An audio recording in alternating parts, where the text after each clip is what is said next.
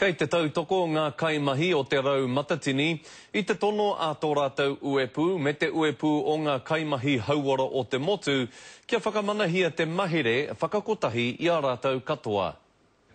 He nui ngā hapa kei roto ngā rātou ngā hauora mo tāua te Māori. Hei tā te hemana o te kaunihera kaimahi hauora o te motu a Des Gorman, me matāra tātou katoa. We already have existing gaps and inequities for Māori versus non-Māori in health.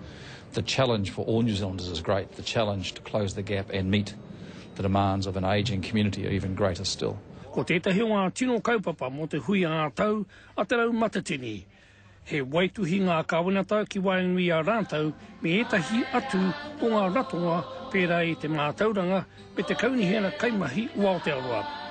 Ko rātou nā weki pia nā kaiwhakahaere, nā rangatira, mō a pōpō ki te whakahaere he o tātou mahi.